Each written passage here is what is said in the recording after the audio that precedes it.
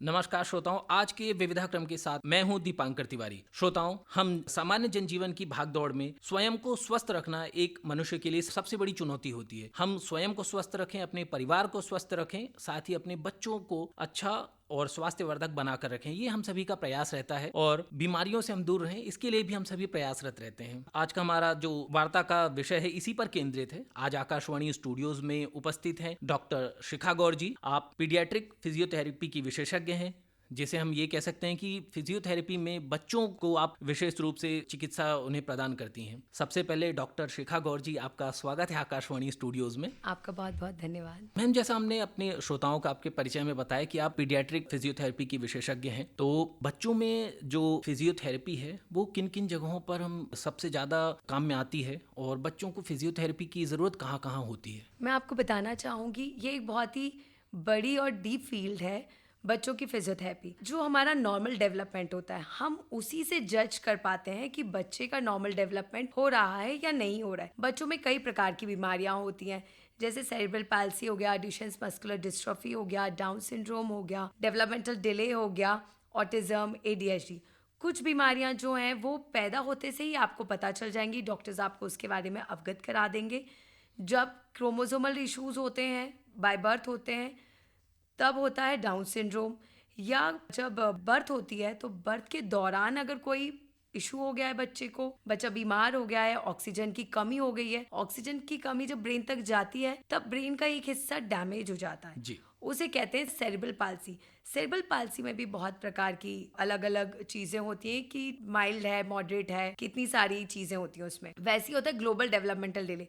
वो हमें 3 से 4 महीने के बाद जब बच्चा बड़ा होता है तब हमें पता चल रहा है कि बच्चा करवट नहीं ले रहा है, बच्चा बैठ नहीं पा रहा है। होते हैं सीजर्स, बच्चों को सीजर्स आते हैं। कई बच्चों को जैसे ही पैदा होते हैं तब आते हैं, कई बार 4 महीने या 6 महीने तेज बुखार होता है उसके बाद आते हैं। मैम, आप यहीं बीच में रोकता हूँ। जैसे आपने बहुत सारी जो बीमारियां हैं, बहुत सारी समस्याओं के संबंध में अवगत कराया। कुछ समस्याएं हम देखते हैं कि बच्चों में सामान्यतः हम जो अभिभावक होते हैं वो जज कर लेते हैं, माता पिता को पता चल जाता है कि ये समस्या हमारे बच्चे में है। जैसे जो सामान्य विकास होता है, बच्चा चलने में देरी करता है या फिर वो उसकी जो मोटर मूवमेंट है वो काफ़ी कम होती है, इन समस्याओं को जज कर लेते हैं। इन समस्याओं पे वो चिकित्सक का परामर्श लेने जाते हैं कई बार, लेकिन इन समस्याओं को हम जब जान पाते हैं तब तक काफ़ी विलम्ब होता है। तो हम यह जानना चाहेंगे कि यदि मोटर स्किल्स की हम बात करते हैं कि बच्चे की चलने फिरने में उसकी गति में थोड़ी सी विलम्ब है, तो किस उम्र में कितना मोटर मूवमेंट होना चाहिए एक बच्चे में? देखिए, एक टॉपिक है नॉर्मल डेवलपमेंट। नॉर्मल डेवलपमेंट मतलब हर बच्चे का, हर इंसान के, हर बच्चे का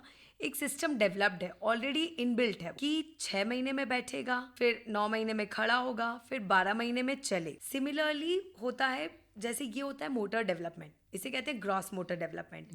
वैसे ही होता है fine motor development, speech development, cognitive development, emotional development. हमारी जब हम एक इंसान बनते हैं तो हमारी अलग अलग चीज़ें होती हैं। जैसे हमें इमोशनली डेवलप होना चाहिए, उसका भी एक स्केल होता है कि आपको 6 महीने वाला बच्चा इमोशनली इतना देख पाएगा कि कौन मेरे पास आ रहा है, कौन दूर आ रहा है, कौन मुझसे बात करना चाह रहा है, तो उसको वैसे रिस्पॉन्ड करता है। वहीं इमोशनली अगर बच्चा डेवलप्ड नहीं है तो जब बच्चा साल भर का भी हो जाएगा तब भी वो यह अंतर नहीं लगा पाएगा कि मेरी मम्मी मुझे गुस्से में बोल रही हैं या प्यार से बोल रही हैं, उसमें अंतर नहीं कर पाएगा। ये होता है इमोशनल डेवलपमेंट लैगिंग।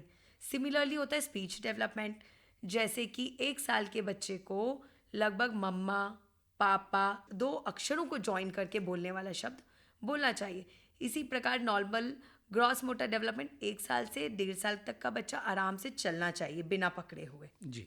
तो कॉग्निटिव डेवलपमेंट होता है कि बच्चा खेलता कैसे, कोई भी खिलौना दे दिया जाए उससे वह सही खेल रहा है या उससे वह गलत तरीके से खेल रहा है। मतलब हमने उसको एक के ऊपर एक रखने वाला स्टैकिंग रिंग दिया, क्या वो उसको फेंक रहा है या वो उसको सही तरीके से जमा रहा है। यह उसका बताता है कि दिमाग कैसा चल रहा है, क्या वो सुचारू रूप से चल रहा है या नहीं चल रहा है। तो ये अलग अलग स्केल्स के बेसिस पे होता है कि इस उम्र तक बच्चे को ये वाली चीज़ें करनी आनी चाहिए, तभी हम उसे उस तरीके से डेवलप्ड मानेंगे। बहुत ही अच्छी बात बताई मैम आपने। जैसा कि आपने कहा कि जो डिफाइंड स्केल्स हैं, जहाँ पे हम एक निश्चित मानक बना के रखे हैं, यदि इन मानकों में कोई व्यक्ति देखता है कि उनके बच्चे की जो सामान्य ग्रोथ है या फिर जो वृद्धि है वो कम है, तो उसे उस समय क्या करना चाहिए? उसके पास क्या क्या विकल्प होते हैं? देखिए, कई बार तो कुछ रेंज होती हैं कि हाँ चलो बच्चा अगर हमारा 1.5 साल तक नहीं चल रहा है, मगर साइमल्टेनियसली अगर बच्चा आपसे कम्युनिकेशन अच्छे से कर रहा है, वह वार्तालाप अच्छे से कर रहा है, बात बता रहा है, अपनी समस्या बता पा रहा है, या उसे खाना खाना है, भूख लगी है, बाहर जाना है, तो हम सोचेंगे कि हाँ थोड़ा ही डेवलपमेंट है, बच्चे को थोड़ा सा सपोर्ट चाहिए, फिर वह चलने लगेगा। जी। बट जैसे आप ऑटिज्म ADHD के बारे में सुनते हैं, उसमें आपको बच्चा नॉर्मल चलता हुआ दिखता है, मतलब उसके ग्रॉस मोटर स्किल्स जो हैं वो नॉर्मल है। लाइक वो चलेगा टाइम पर, 9 महीने में ही बच्चा चलने लगता है थोड़ा थोड़ा सपोर्ट के साथ, बट वहीं पर उसका स्पीच डिले हो सकता है, वह बोलेगा नहीं। वहाँ उसका कम्युनिकेशन डिले हो सकता है कि वह आई कांटेक्ट नहीं देगा। ऐसी इमोशनल डेवलपमेंट, उसे कोई फर्क नहीं पड़ेगा 1.5 साल के बच्चे को भी कि उसके पेरेंट्स उसके साथ हैं या नहीं है। तो पेरेंट्स के लिए ये जज करना थोड़ा सा अलग हो जाता है कि मेरा बच्चा चलता तो अच्छे से है, तो उसे कोई समस्या कैसे हो सकती है।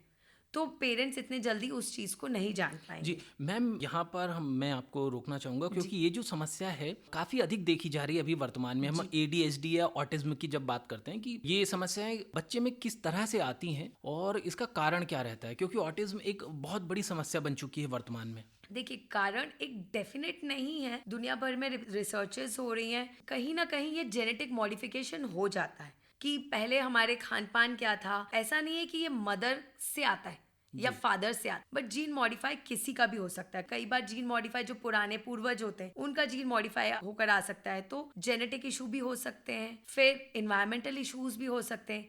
कई बार हमारी बॉडी में, बच्चे की बॉडी में मेटल्स, हैवी मेटल्स पाए जाते हैं। हैवी मेटल्स की टॉक्सिसिटी कहलाती है वो, एक लिमिट मात्रा में हमारे ब्लड में होने चाहिए, वो उससे अलग ज़्यादा मात्रा में होते हैं, उसके कारण बच्चों को सेंसरी इश्यूज डेवलप हो जाते हैं। उन सेंसरी इश्यूज के डेवलप होने के कारण बच्चे की जो बॉडी है वो प्रॉपरली रेगुलेटेड नहीं होती है। जी। तो इसके कारण से भी ऑटिज्म ADHD के फीचर्स देखे जाते हैं। एक होता है पेट और दिमाग, ये एक एक्सेस है, मतलब हमारी, अगर हम अच्छा खाना खा रहे हैं तो उससे हाइपर एक्टिविटी कम होती है, जो उससे रिलेटेड न्यूट्रिएंट्स हैं वो हाइपर एक्टिविटी कम इंड्यूस कराते हैं बॉडी में, उसके कारण हमारा ब्रेन शांत रहता है और हम प्रॉपरली एक्टिविटीज़ कर पाते हैं। वही चीज़ इन बच्चों में थोड़ी सी डिस्टर्ब रहती है। इसके ऐसे बहुत सारे कारण तो इसके आपने बहुत सारे बताए। अब हम ये बात जानना चाहेंगे हमारे सभी श्रोताओं के लिए कि यदि हम देखते हैं कि किसी बच्चे में ऑटिज्म की समस्या है तो उसे माता पिता जो हैं बच्चे के या फिर उसके जो भी परिचित हैं वो कैसे पहचान सकते हैं कि बच्चे की ये जो समस्या है ये सामान्य समस्या ना होकर ADHD या ऑटिज्म की तरफ जा रही है। मैं आपको थोड़ा ऑटिज्म का बता पाऊंगी, एक इंट्रोडक्शन दूंगी कि ऑटिज्म होता क्या है। जी, ऑटिज्म के 3 बेसिक पैरामीटर्स हैं। ऑटिज्म एक ऑटिज्म स्पेक्ट्रम डिसऑर्डर है।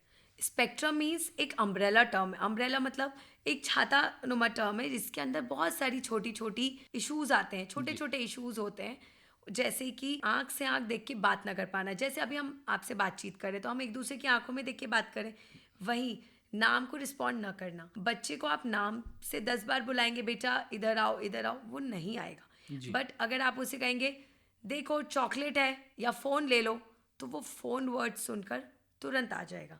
तो आपको लगेगा कि बच्चे को नाम बुलाया तो नहीं आया, बट उसने जब वर्ड सुना फ़ोन या पोयम या राइम तो तुरंत आ गया।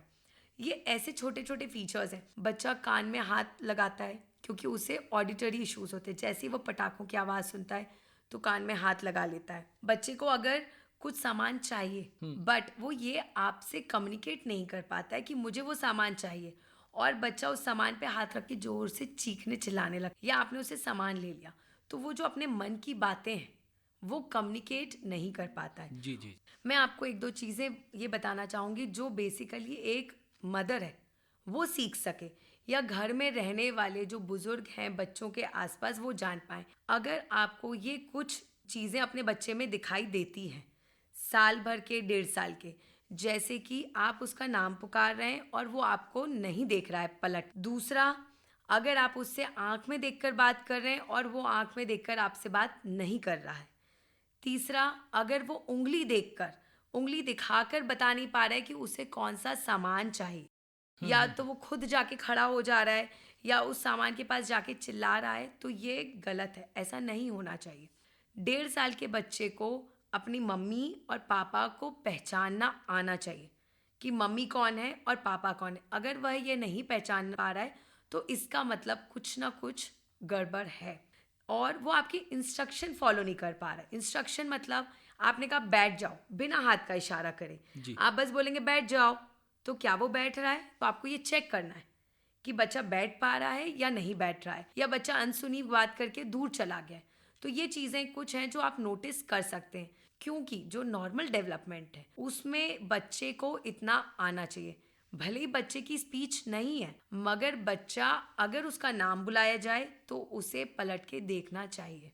एक हमारी पद्धति है जिसमें हम कहते हैं नामकरण संस्कार।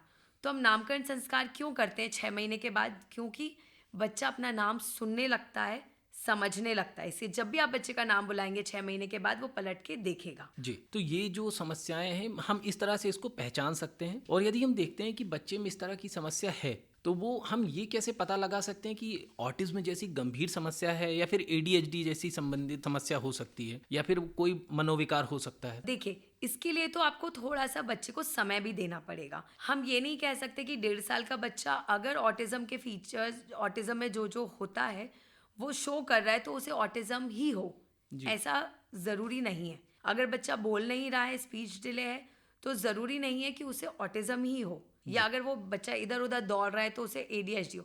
एक स्केल होता है, जैसे मैंने आपको बताया कि कुछ कुछ मानक होते हैं जिनके बेसिस पे हम ये पता लगाते हैं, पर ये पता जो कंफर्मेशन है वो हम 3 से 3.5 साल के बाद ही दे सकते हैं। जी मैम, कई बार ये भी देखा गया है कि जो ऑटिज्म की समस्या है उस समस्या को उतना गंभीर नहीं मानते हैं कि चलिए बच्चा बहुत अधिक एक्टिव है। देखा जाता है कि वो हर जगह बहुत सक्रिय, बहुत अधिक खेलता है, बहुत मस्ती करता है, बहुत शरारतें करता है। तो कई बार इसको बहुत हल्के में लिया जाता है कि ठीक है बच्चे हैं, शरारत करते हैं, खेलते हैं। जो एडीएचडी की समस्या है जिसमें हाइपर एक्टिविटी होती है बच्चे में, उसको कैसे पहचाने कि हमारा बच्चा कुछ ज़्यादा ही एक्टिव है और ये समस्या हो सकती है स्वास्थ्य के लिए आगे जाकर? देखिए, पहली बात मैं कहना चाहूँगी, क्योंकि हम बच्चों को बहुत लाइटली लेते हैं। जी। जो बच्चों के शुरू के साल हैं, 1 से 5 तक का जो वर्ष है, उसमें जो बच्चा है, जो हमने नॉर्मल डेवलपमेंट कहा गया है, उसके अकॉर्डिंग तो बच्चा आना ही चाहिए। अगर बच्चा 2 साल तक नहीं बोल रहा है, तो जनरली हमारे यहाँ सभी बुजुर्ग हैं, वो कहते हैं अरे तुम्हारे पापा भी 2.5 साल में बोले थे, 5 साल में बोले थे या 6 साल में बोले जी। थे। बट इन चीज़ों को हमें नहीं ध्यान देना है, क्योंकि जो नॉर्मल डेवलपमेंट है उसके अकॉर्डिंग अगर बच्चा नहीं आ रहा है, इसका मतलब मेरे बच्चे में थोड़ी सी कमी है, तो उस कमी को मुझे पहले पूरा करना चाहिए। क्यों? ब्रेन सबसे ज़्यादा डेवलप होता है शुरुआती 5 सालों में। तो अगर आपने बच्चे को थेरेपी दी शुरू के सालों में, तो वो ज़्यादा बेहतर कर पाएगा आगे चल के। अदरवाइज क्या होता है, अगर आपने बच्चे को छोड़ दिया, कोई बात नहीं 3 नहीं 4 साल में बोलेगा, तो उसके साथ में जो बच्चा है वो तो नॉर्मली बढ़ रहा है। तो ये जो आपका बच्चा है जो डिले हो रहा है, कहीं ना कहीं उसे फील भी होने लगेगा कि मैं दूसरे बच्चे से पीछे हूँ। तो ऐसा करते करते कई बार क्या होता है, बच्चे को डांट पिट जाती है। हमारे घर में मारना तो बहुत आम बात है। अगर बच्चा नहीं सुनता है तो हमने बच्चे को मार दिया, तुम सीधे क्यों नहीं बैठ रहे हो, तो हम मारते हैं। तो बच्चों को मार मार के ही 5 से 6 साल तक कर दिया जाता है। हम ये नहीं समझ पा रहे हैं कि बच्चे को प्रॉब्लम हो रहा है, उल्टा हम उसको परेशान कर रहे हैं। बच्चा ये नहीं बता पा रहा है कि मम्मी मुझे एंजाइटी हो रही है या मेरे मन में हलचल मची है। वहीं मदर क्या सोच रही, अरे बच्चा शैतानी कर रहा है, देती हूँ एक तमाचा। मगर बच्चे की मनोस्थिति को नहीं जान पा रहे। ऐसे में बच्चे में कई बार बिहेवियर इशू भी डेवलप हो जाते हैं, जैसे जिद करना। जी। अच्छा मैम, आपने जो मनोस्थिति की बात की, यदि हम चलते हैं कि बच्चे कोई मानसिक समस्या है और माता पिता ने इस तरह का कोई पुराना जो एक मामला है वो देखा हुआ भी है, तो वो फिर उन्हें क्या करना चाहिए जब उन्हें समझ में आए कि हो सकता है कि शायद कोई मनोविकार हो या फिर कान का हिस्सा खराब हो या कोई शरीर का हिस्सा खराब है? इस स्थिति में माँ बाप को कहाँ जाना चाहिए और किस तरह से परामर्श लेना चाहिए? पेरेंट्स को ये समझ में आ जाता है। आजकल वैसे ज़्यादातर सारे परिवारों के पास, सभी के पास मोबाइल फ़ोन्स हैं। सभी फीमेल्स, सभी लेडीज़ अपना देखती हैं कि हमारे बच्चे में नॉर्मल डेवलपमेंट हो रहा है। अगर उनको कहीं ना कहीं लगता है कि साल 1.5 साल में मेरा बच्चा थोड़ा सा पीछे है, तो किसी भी पीडियाट्रिशियन को वो जाएं, दिखाएं और उनसे एक असेसमेंट करवाएं कि क्या मेरे बच्चे में कोई इशू हो सकता है। फिर वे आपको सही मार्गदर्शन देंगे कि आपको थेरेपी करवाना चाहिए या उसके आगे और भी कोई प्रॉब्लम्स हो सकती हैं बच्चे के साथ, वे आपको प्रॉपरली सही मार्गदर्शन दे। मैम मेरे परिचित में ही अब जो मामला है हम इसमें जानते हैं कि एक जो बच्चा किसी घर में है जहाँ पे दो बच्चे थे, एक जो उम्र में 5-7 साल बड़ा था और दूसरा जो छोटा बच्चा था। बड़ा बच्चा जो था वो एक मनोविकार से पीड़ित था और उसका इलाज भी ले रहे थे। माँ बाप इन मामले में कहा जा सकता है कि काफ़ी जागरूक भी रहे, क्योंकि वो इलाज करवा रहे थे इसका कि शायद कोई मानसिक समस्या है। छोटा जो रहा है वो पहले एकदम सामान्य था और उसके कुछ दिनों बाद अब देखा जा रहा है कि जब वो 10 साल के आसपास का है तो उसमें कुछ मनोविकार ऐसा लग रहा है कि आ चुके हैं और उसकी मानसिक स्थिति सामान्य नहीं है। तो ये जो समस्याएं आती हैं जहां हम जागरूक भी हैं और उसके बाद भी हम क्या मिस कर जाते हैं या फिर हमसे क्या चूक हो गई जो बच्चे में भी जो मनोविकार था उसको हम पहचान नहीं पाए। देखिए, कई बार ऐसा होता है कि जो छोटा बच्चा होता है, अगर कहीं भी बड़ा बच्चा है उसे प्रॉब्लम है तो पेरेंट्स अननोइंगली या बिना जानबूझ किए जो बड़ा बच्चा है जो थोड़ा सा कमज़ोर है उस पर थोड़ा ज़्यादा ध्यान दे देते। जी। तो कहीं ना कहीं जो छोटा है उसे थोड़ा सा अंतर समझ में आता है कि मुझ पर ध्यान नहीं दिया जा रहा है, तो मैं वैसा कार्य करूं, पेरेंट्स भी मुझ पर ध्यान दें। ये एक रीज़न है। जी। और भी रीज़न हो सकते हैं। बच्चा कॉपी करने लगता है दूसरे को देख के, और धीरे धीरे जब आप बिहेवियर कॉपी करने लगते हैं, एक बच्चा दूसरे बच्चे के जैसे कॉपी करने लगता है और वो उसी को फॉलो करने लगता है। जी। तो इसके लिए आपको थोड़ा सा सतर्क होना पड़ता है कि आप ऑलरेडी देख चुके हैं कि आपके बड़े बच्चे में प्रॉब्लम था, तो जहां आपको अपने छोटे बच्चे के व्यवहार में या कोई भी चीज़ में परिवर्तन लगे तो आप तुरंत एक पीडियाट्रिशियन से संपर्क करिए। वे आपको चाइल्ड साइकोलॉजिस्ट से या बिहेवियर थेरेपिस्ट से आपका संपर्क करा सकते हैं। प्रॉपर एक स्केल के अकॉर्डिंगली उसका असेसमेंट होगा और अगर उसको थेरेपीज चाहिए तो आप बिल्कुल उसको प्रोवाइड कराइए, क्योंकि ऐसा हो सकता है और होता है कई बार। जी। अब हम चर्चा को थोड़ा आगे बढ़ाते हैं। हम देखते हैं कि ये तो मनोविकारों की बात थी, जो आपका विषय है। मोटर एक्टिविटी की बात करते हैं कि बच्चे में यदि सामान्य विकास जो है वो काफ़ी कम हुआ है, तो सबसे अधिक जो हम पहचानते हैं वो है बोलने पर हमारा बहुत अधिक ध्यान होता है कि मेरा बच्चा 1.5 साल का हो गया है, बोलते नहीं बन रहा। कई बार हम देखते हैं कि 2 साल का बच्चा भी बोलता नहीं। तो किस उम्र के जो बच्चे हैं उन्हें कितना बोलना चाहिए और यदि बोलने में समस्याएं हैं तो उसे हम किस तरह से ठीक करें? देखिए, इसके पहले मैं आपको थोड़ी सी चीज़ें कुछ बताना चाहूँगी। हमारी बॉडी में 5 सेंसेस हैं जो आप देखते हैं, जो सामान्यतः सभी को पता है, जैसे देखना, सुनना, टेस्ट करना, नाक से स्मेल करना और छूना। इसके अलावा हमारी बॉडी में और 2 सेंसेस होते हैं।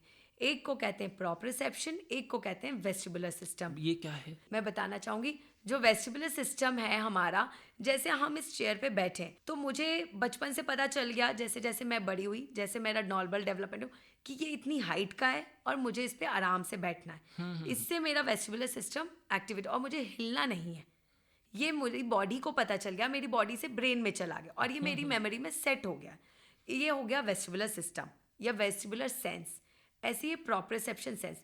प्रोप्रियोसेप्शन सेंस मतलब टच और फील, दोनों चीज़ें हमारे जो जॉइंट्स हैं उनसे और मसल्स से प्लस स्किन से एक ये सेंसेशन आता है जो हमारे ब्रेन तक जाते हैं। जैसे हमें मोबाइल फ़ोन को बिना देखे हम छू के बता सकते हैं कि ये मोबाइल फ़ोन हो। क्यों?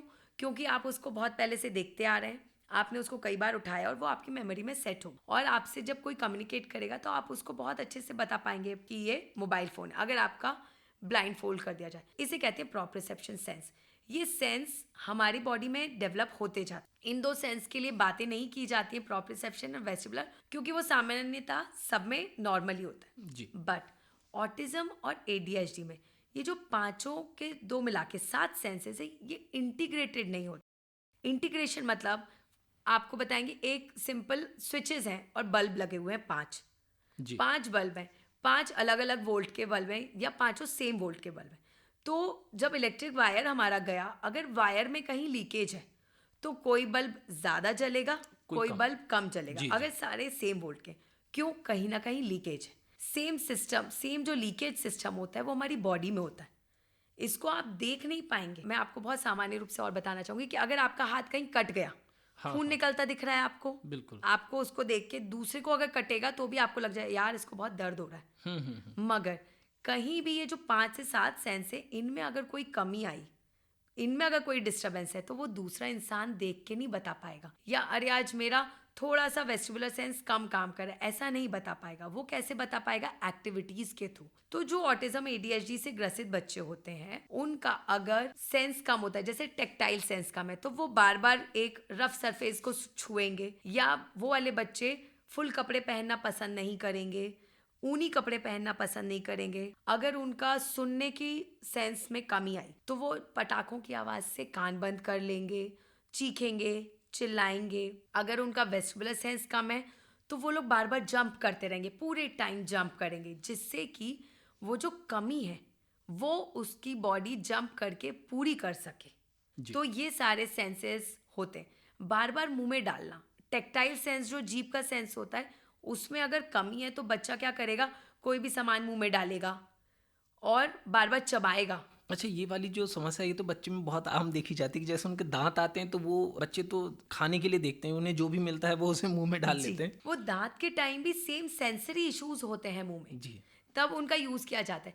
मगर जो नॉर्मल होते हैं ना, अगर आप उनको बच्चों को बोलेंगे कि हाथ हटा लो तो वो हाथ हटा लेंगे। हाँ। मगर ऑटिज्म एडीएचडी वाले बच्चे रहेंगे वो बार बार मुंह में हाथ फिर भी डालेंगे जब तक उनके वो सेंसेशन सेटल डाउन ना हो जाए। जी। अच्छा, ये जो ऑटिज्म की समस्या है बच्चे को, इससे भविष्य में क्या क्या नुकसान होते हैं हम हमारे श्रोताओं के लिए जानना चाहेंगे। मैंने आपको बताया ये सेंसेस रेगुलेट नहीं है अगर बच्चे में, किसी भी बच्चे में, तो क्या क्या प्रॉब्लम्स हो सकती हैं। जैसे बच्चा है, स्कूल जा रहा है, स्कूल जाने लायक बच्चा हो गया, इसमें भी सीवियरिटी होती है, इसमें भी स्केल है। जी। स्केल के अकॉर्डिंग हम माइल्ड, मॉडरेट, सीवियर होता जी। है। माइल्ड बच्चे आराम से नॉर्मल स्कूल जाते हैं, थोड़ी बहुत उनको समस्याएं होती हैं तो वो लोग with developmental therapies, behaviour therapies, occupational therapies, sensory integration therapies के थ्रू हम उनको बेटर बना देते हैं कि बच्चा स्कूल जाके पढ़ सके, तो वो एक सामान्य जीवन जी सकते हैं। जी सकते हैं। बट कहीं ना कहीं उनको थोड़े बहुत डिस्टर्बेंसेस, जैसे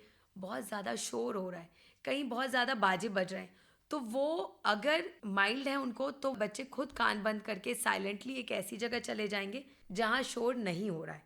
बट वहीं अगर सीवियर बच्चा है तो वो वहीं चीखेगा, चिल्लाएगा और इतना परेशान करेगा कि पेरेंट्स को उसको खुद लेके जाना पड़ेगा दूसरी जगह। तो ये सीवियरिटी होती है, डिपेंड करता है कि बच्चे में कितने इश्यूज हैं। ऐसे ही बाकी इश्यूज होते हैं, जैसे ओरल स्पीच की आपने बात करी, इसलिए मैंने आपको सारा ये इश्यूज बताए। स्पीच में क्या होता है, अगर ये इशू है जी। तो बच्चा तभी बोलेगा जब उसका ये इशू सेटल डाउन हो जाएगा या कम हो जाएंगे। उसके लिए हम ओरल थेरेपीज करते हैं, ओरल मैक्सिलोफेशियल एक्सरसाइजेस होती हैं वो कराते हैं, ओरल सेंसरी चीज़ें होती हैं जैसे टी ट्यूब हो गया, उनको हम चबाते हैं, अंदर की मसाज करते हैं, फिर हम बच्चे से बुलवाते हैं तो बच्चा बेटर बोल पाता है।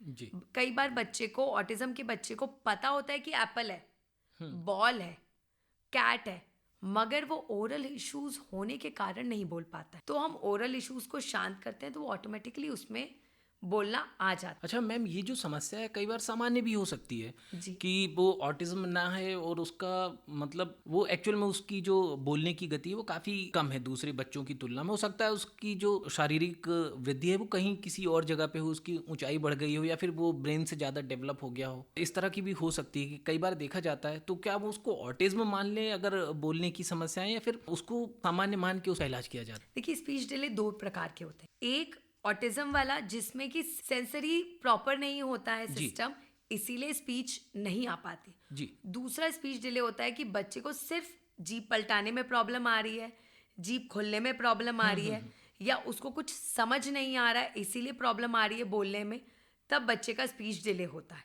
तो बच्चा जो छोटा होता है तो वो इशारे से सब समझा देता है, पूरा कम्युनिकेट करता है, मुझे इधर जाना है, मुझे वहाँ जाना है, मुझे ये खाना है, ये मुझे नहीं खाना है, उसका कम्युनिकेशन होता है, मगर स्पीच डिले हो जाता है। इसमें भी दो चीज़ है कि बच्चा आपकी बातें समझ रहा है, समझ के आंसर करना एक चीज़ और सिर्फ बोलना एक चीज़। तो ऑटिज्म में क्या होता है, बच्चे राइम्स गाते हैं, बच्चों को मंत्र आते हैं, बड़े बच्चों को पूरी हनुमान चालीसा याद होती है 4 साल के बच्चे को। जी। मेरा एक पेशेंट है जो 5 साल का था, उसे पूरी हनुमान चालीसा याद थी, मगर मैं पूछूंगी बेटा आपका नाम क्या है तो वो रिप्लाई नहीं करता था। जी। इसका मतलब उसे स्पीच डिले नहीं, उसे कम्युनिकेशन डिले। वहीं एक छोटा बच्चा आया था 2.5 साल का, उससे मैंने कहा कि चलो अपन पिक्चर देखने चलते हैं, चॉकलेट खाएगा, मेरे पास आ गया, मुझे वहाँ लेकर गया, मगर उसने ये नहीं बोला मुझे खाना है। क्यों? क्योंकि वो स्पीच डिले का प्रॉब्लम था। तो 2.5 साल का बच्चा मुझे पूरा एक्सप्लेन कर पा रहा है, इनफैक्ट मेरी बात भी समझ पा रहा है। जी। और उनके पेरेंट्स ने मुझे ये भी बताया कि वो बच्चे को मूवी दिखाने ले गए थे, तो बच्चा पूरी मूवी में बहुत कुछ समझ गया, मगर वो बोल नहीं पा रहा था। फिर हमने उसकी टंग पे काम किया, टंग पलटाने की कोशिश करी, ओरल एक्सरसाइजेस करवाई, फिर बाकायदा बच्चा 1 शब्द 2 शब्द आगे सेंटेंस बोलने लगा। अच्छा मैम, आपने ये ऑटिज्म के बारे में बहुत विस्तार से बताया। अब दूसरी जो समस्या थी जो बच्चों में बहुत अधिक देखी जाती है, ADHD, तो हम ये चाहेंगे कि आप दोनों में थोड़ा सा अंतर भी बता दीजिए कि क्या अंतर है, और ADHD के बच्चे को किस तरह से फिजियोथेरेपी मदद करती है सामान्य जीवन जीने के लिए। जी, ऑटिज्म और ADHD में कुछ फीचर्स सेम होते हैं, बट जो सबसे मेन अंतर आपको देखना है वो है कि ADHD वाला जो बच्चा है वो भले ही हाइपर एक्टिव होगा, मगर धीरे धीरे वो आपसे कम्युनिकेट करने लगेगा, अपनी बातें 1-2 शब्द में बताने लगेगा। उसे कहीं जाना है, कुछ खाना है, सूसू पॉटी आई है, वो धीरे धीरे बताने लगेगा। मगर ऑटिज्म का बच्चे को यही बताने में कुछ ज़्यादा समय लग सकता है। आई कांटेक्ट नहीं होगा या कम होगा एक ऑटिज्म के बच्चे में, और ऑटिज्म के बच्चे में इमोशनल इश्यूज ज़्यादा होंगे, मतलब वो इमोशनली कनेक्ट नहीं हो पाएगा। वहीं ADHD का बच्चा इमोशनली आपसे कनेक्ट हो पाएगा, जैसे मम्मी हैं, पापा हैं, उनसे आपको प्रेम भाव बताना है तो वो एक्सप्रेस कर पाएगा एक ADHD का बच्चा। जी। वहीं ऑटिज्म का बच्चा नहीं कर पाएगा। ऑटिज्म के बच्चे में रिपीटेटिव बिहेवियर होता है और एक फिक्सेशन होता है, मतलब उनको रूटीन फॉलो करने का जो एक फिक्सेशन होता है वो बहुत ज़्यादा होता है ऑटिज्म के जी, बच्चे मतलब में। वो एक कोई गतिविधि है उसको बार बार करते हैं। बार बार रिपीट करते हैं और वो चाहते हैं कि वो रिपीट करके ही फॉलो करें। जी। मतलब उनका अगर दिन का रूटीन है कि मैं सोऊंगा, फिर पढ़ूंगा, फिर खाऊंगा, तो वो वैसा ही चाहेंगे कि मैं ऐसा ही करूं। अगर आपने उसमें ऊपर नीचे किया तो वो बहुत डिस्टर्ब हो जाएंगे। मगर ADHD वाला बच्चे को अगर आप बोलेंगे तो वो कर लेगा, वो थोड़ा सा डिस्टर्बेंस सहन कर लेगा, उसमें इतना प्रॉब्लम नहीं होगा। आजकल जो प्रॉब्लम है वो ADHD की ज़्यादा देखी जा रही है, ऑटिज्म भी दिखता है, फीचर्स होते हैं। इनको हम कैसे रेगुलेट कर सकते? देखिए, अगर आपका बच्चा स्कूल जाता है, प्ले स्कूल गया, आपको लगा घर में बहुत ऊधम कर रहा है, परेशान कर रहा है, तो आपने स्कूल भेजा। स्कूल वाले टीचर्स से आप बात करें कि मैम क्या ये एक जगह बैठता है, क्या ये आपने जो पूछा उसका आंसर दे रहा है, आपसे कम्युनिकेट कर पा रहा है, मैंने इसको खाना दिया था, क्या आपने इसको खाना दिया तो उसने खाया? तो आप उनके आंसर्स का वेट करिएगा कि मैडम कैसा बता रही है। और अगर आपको थोड़ा लगता है कि बच्चा एक जगह नहीं बैठ रहा है, डांट खाने के बाद भी नहीं बैठ रहा है, उसे मैडम का गुस्सा समझ में नहीं आ रहा है, तो आप उसे एक पीडियाट्रिशियन के पास ले जा सकते हैं, एक असेसमेंट करवाइए और थेरेपी करवाइए। देखिए, बहुत वैरायटी ऑफ थेरेपीज़ होती हैं, जैसे अप्लाइड बिहेवियर एनालिसिस होता है, एक बिहेवियर के अकॉर्डिंग बच्चे की थेरेपी की जाती है, उसके अकॉर्डिंग उसको रेगुलेट किया जाता है। दूसरी रिफ्लेक्स इंटीग्रेशन थेरेपी होती है। हमारे बाय बर्थ रिफ्लेक्सेस होते हैं जिनको रेगुलेटेड नहीं होते हैं, ड्यू टू बहुत सारी चीज़ें हो जाती हैं। कई बार बच्चा बीमार हो गया, हाई ग्रेड फीवर हो गया, या कोई उसे बचपन में प्रॉब्लम हुआ था, उसके कारण रिफ्लेक्सेस इंटीग्रेट नहीं हो पाते हैं, तो उसकी भी थेरेपी होती है। उसके कारण भी बच्चे में ADHD के फीचर्स आते हैं, तो अगर थेरेपी हुई तो वो रेगुलेट हो जाएगा। सेंसरी इंटीग्रेशन थेरेपी, कई बच्चे सेंसरी इश्यूज होते हैं और अगर आपने उनको थेरेपी दी, प्रॉपर एक प्रोटोकॉल होता है, एक्सरसाइज प्रोटोकॉल होता है, जी। उसके बाद बच्चा बेहतर बिहेव करता है। ये आप बहुत इजीली कर पाएंगे, बस थोड़ी थेरेपीज के बाद बच्चा बेहतर हो जाएगा। बहुत ही अच्छी बातें बताई आपने, और निश्चित तौर पर आपकी बातों से हमारे श्रोता लाभान्वित होंगे। जो समस्याएं आपने बताई हैं, इनमें हम देखते हैं कि आजकल की जो जीवन शैली है उसमें बच्चे मोबाइल फ़ोन से भी बहुत अधिक जुड़ रहे हैं। तो मोबाइल फ़ोन के कारण भी क्या इस तरह की जो मानसिक समस्याएं हैं वो बच्चों में आ रही हैं? आपने बहुत अच्छा पूछा ये, क्योंकि एक टर्म है वर्चुअल ऑटिज्म। वो ऑटिज्म नहीं है, वो वर्चुअल ऑटिज्म है। देखिए, बच्चा मोबाइल देख रहा है, बच्चा रील देख रहा है, वो कंटिन्यूसली रील देख रहा है लगातार। तो उनका जो ब्रेन है वो फिक्स हो जाता है। वो उनको जो स्क्रीन घूम रही है बार बार, बदलती हुई स्क्रीन में वो खो जाते हैं। वो खोने के कारण ना वो आपके साउंड को रिस्पॉन्स करते हैं, वह नेम कॉलिंग को रिस्पॉन्स करते हैं। इसमें जो हार्मोन लेवल होते हैं बच्चे के, खुशी के, दुख के, ये जो हम बच्चा बहुत खुश होता है एक खिलौना देखकर, तो वो जो हार्मोन लेवल इंक्रीज होते हैं, वो हार्मोन लेवल मोबाइल फ़ोन देखने से सब सिस्टम सप्रेस हो जाता है। तो जब ये सिस्टम हमारा सप्रेस हो जाता है तो बच्चे का जो ब्रेन है वो प्रॉपरली रेगुलेटेड नहीं रहता है। इसीलिए अगर आपने बच्चे से मोबाइल फ़ोन लिया तो वो चीखेंगे, चिल्लाएंगे, चिड़चिड़ करेंगे और वो हाइपर एक्टिविटी जैसा बिहेव करेंगे। ये बहुत कॉमनली देखा जा रहा है। तो पेरेंट क्या करेंगे? पेरेंट उसको उठा के लो मोबाइल देख लो, फिर से वो वापस से मोबाइल दे देंगे। अभी तो ये भी देखा जा रहा है कि कुछ बच्चे खाना खाने के लिए भी मोबाइल का उपयोग करवाते हैं। जी, तो वहाँ पे जो अभिभावक हैं, माता पिता हैं या दादा दादी हैं, नाना नानी हैं, उन्हें बच्चे के साथ किस तरह का बर्ताव करना चाहिए? देखिए खाना खाना एक प्रक्रिया है जो आपके जीवन का सबसे इम्पॉर्टेंट चीज़ है। अगर आप अच्छे मन से बैठ के खाना खाएंगे, अच्छी बातें सुनते हुए खाना खाएंगे, तो वो खाना आपको लगेगा, तभी आपकी बॉडी हील होगी या बॉडी एक्टिवेटेड रहेगी। वो खाने में जो भी पोषक तत्व हैं वो आपकी बॉडी को लगेंगे। तो बच्चे क्या करते हैं, पेरेंट्स भी आजकल सोचते हैं कि अरे जल्दी तो खाना खा ले, तो वो भी मोबाइल दे देते हैं। जी। तो बच्चा अगर मोबाइल में घुस के खाना खाएगा या मोबाइल देखते हुए खाना खाएगा, तो वो ये भूल जाएगा कि वो खाना क्या खा रहा है, उस खाने का टेक्सचर क्या है। अलग अलग खाना होता है, दाल चावल होता है वो स्लाइमी होता है, थोड़ा सा गीला सा होता है, रोटी सूखी होती है, सब्जी सूखी होती है, सब्जी का एक टेस्ट होता है। तो अगर बच्चे का जो ब्रेन है वो मोबाइल देखने में लगा हुआ है, तो ना तो वो टेस्ट समझ पाएगा कि मिर्ची है कि मीठा है कि क्या है, ना वो उसका टेक्सचर समझ पाएगा। मैंने आपको बताया था ओरल सेंसरी, मतलब ओरल में जो अंदर स्किन है उसमें भी सेंसेशन होते हैं। हम कहते हैं ना आज मुझे कुरकुरा खाने का मन हो रहा है, क्यों? क्योंकि मेरी बॉडी बिस्किट खाती है तो उसका अलग टेक्सचर होता है, वो अलग हार्ड होता है। अरे आज मुझे खीर खानी है पतली, तो हम पतली खीर खाते हैं। टेस्ट मीठा खाना है, तो ये सब हमारे में स्वाद डेवलप होता है, वो बचपन से होता है। और ये हमारे मुंह के टेक्सचर को भी, मुंह के जो एक सेंसेशन है उसको भी जागरूक बनाता है। मगर बच्चा मोबाइल देख रहा है तो उसमें ये सेंसेशन डेवलप ही नहीं होंगे। बहुत ही अच्छी बातें बताई आपने और निश्चित तौर पर आपकी बातों से हमारे जो श्रोता हैं वो सभी लाभान्वित होंगे। डॉक्टर शिखा गौर जी, आज आप आकाशवाणी स्टूडियोज में आई, अपना बहुमूल्य समय हमें प्रदान किया, इसके लिए आपका धन्यवाद। चलते चलते आप हमारे श्रोताओं को और जो अभिभावक हैं विशेष रूप से, उन्हें क्या संदेश देना चाहेंगी? देखिए, मैं आपको बताना चाहूँगी, बच्चा एक सिर्फ बच्चा नहीं है, आपने इस दुनिया में एक जीवन को लाए, एक आपके जैसे बड़े होने वाले एक इंसान को पैदा किया है, तो आपको उसका ध्यान रखना आपका परम कर्तव्य है उसके प्रति, कि वो भी आपके जैसे लंबा जीवन जिए, सेहतमंद जीवन जिए, बस अपनी ज़िंदगी ना टाले। तो उसके लिए आपको उसकी सारी चीज़ों पे, उसी गतिविधियों पे ध्यान देना है, जिससे कि उसका डेवलपमेंट एक नॉर्मल बच्चे की तरह डेवलपमेंट हो। वो समय पर बोले, समय पर चले। अगर 2-3 महीने ऊपर नीचे होता है तो उससे कोई प्रॉब्लम नहीं है, मगर वो एक अच्छा व्यक्ति बने आगे चल के, जो आपका भी ध्यान रख सके आगे।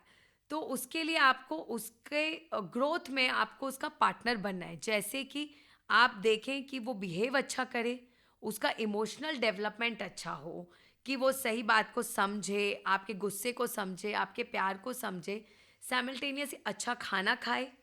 तो खाना खाने से ब्रेन भी बहुत अच्छा डेवलप होगा, उसकी आगे चल के स्कूल में जाएगा तो क्लास की एक्टिविटी बेटर होंगी, अच्छा पढ़ेगा और आगे जाके एक बेहतर इंसान बनेगा।